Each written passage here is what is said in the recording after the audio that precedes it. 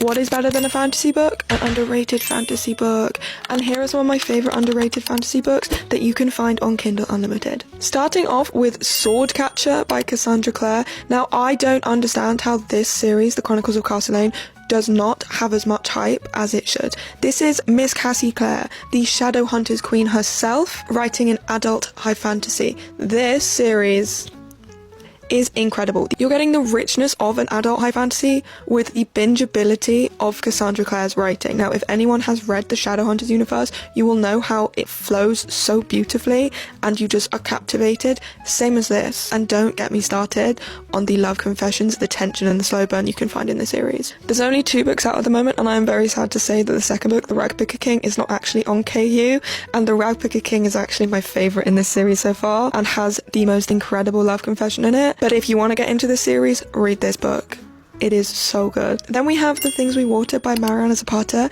Yeah, Mariana Zapata wrote a fantasy book, and it gives everything that Mariana Zapata's contemporary slow burns give, but with a little fantastical sprinkling. This is one of the sweetest and coziest fantasy books I've ever read. It is such a slow burn, and I know a lot of people have an issue with how slow Mariana Zapata's writing is. I will disagree with that fact. I think the slower the burn, the better the book. Our FMC Nina finds a magical puppy and takes him in as her son, but she needs to protect him and she can't do that out in the normal world, so she goes to the only place she knows has the capabilities to protect him and also bring him up with like-minded and likewise people. And this place is run by a very broody, very grumpy, massive werewolf of a man. And they haven't seen each other since they were younger. And Henry is the head of this community filled with loads of magical beings, and there are loads of magical kids. There's like little satyrs and little werewolves running around everywhere, and it's very rare that Henry even lets outsiders into their community, and he makes an exception, and it's just such an amazing slow burn, and I just highly recommend this. And then finally we have Hollow Heathens. This is a dark gothic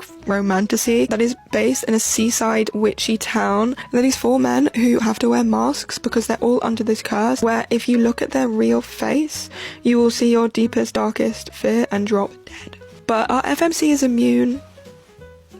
This is the first book in an interconnected standalone series. There are only 2 books out so far. Each book, I think, is going to follow a different one of the heathens. The heathens are these men who have been cursed. And this is such a witchy, gothic-y, dark town. There are multiple covens, and the covens have centuries of beef. And there's so much mystery behind every one of these families in this town. So those are 3 fantasy books that I think are really underrated that you can find on KU. Let me know what your most underrated fantasy book is. Until next time, bye.